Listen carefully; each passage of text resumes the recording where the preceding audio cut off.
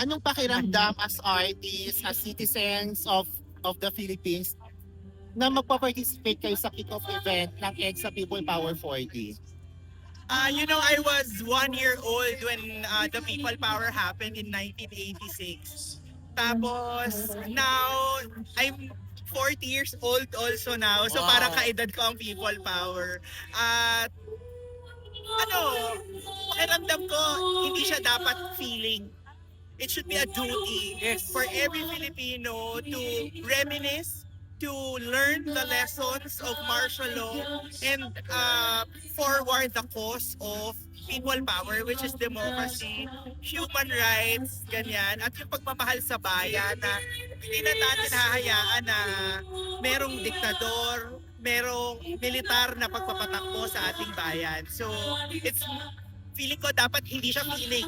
It's a duty. Isa siya, anong duty sa Tagalog? Panunungkulan. Tungkulin ng bawat Pilipino na isabuhay ang lessons ng EDSA. Para sa akin naman po, bilang content creator tsaka bilang artist, I think that we owe it to the people that came before us. Nakita naman natin sa AVP kanina, mga magulang natin. Hindi natin kailangan mabuhay sa panahon ng EDSA para lang malaman natin gaano ka-importante ito sa kasaysayan natin. Kasi yung mga ganyang klaseng kaganapan sa history, it's there for us to know that we should not repeat the mistakes of the past. Para sa akin, regardless of the political spectrum that you stand on, meron tayong common denominator, meron tayong common ground. Yung kasukulam-sukulam na korupsyon at panloloko ng gobyerno, kailangan nating labanan kahit anong dekada, kahit anong panahon. The youth and the people will always be there for them. Gaano ka-importante yung pagiging vocal ngayon sa mga issues sa Pilipinas? How important is being vocal? It's dapat mas importante siya ngayon kasi dati nung martial law harapan eh.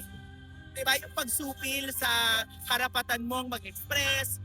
Ngayon, mula nung panahon ni Duterte na pinasara ang ABS, merong chilling effect yan eh. Yeah. Na kapag nag-voice ka ng opinion mo online, mababash ka, magtotroll ka.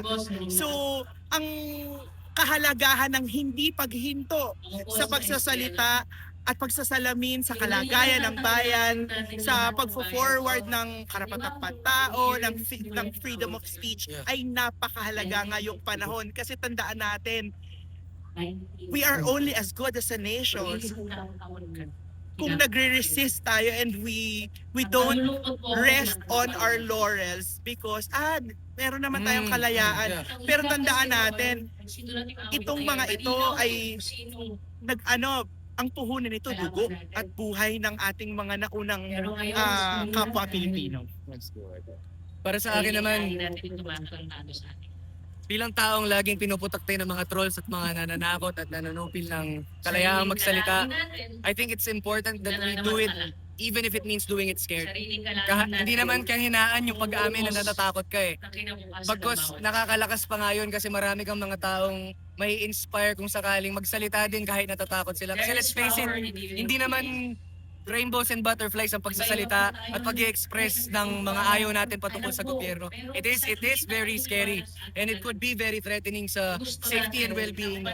But we owe it to the people that came before us talaga. Sila nga, sabi nga ni Chef Jello, harap-harapan nila sinusugod ang Malacanang. Pero meron tayong media, meron tayong social media, meron tayong online spaces, and we need to take charge of that. We need to take up space because the only thing necessary for evil to triumph is for good men to do nothing and to say nothing.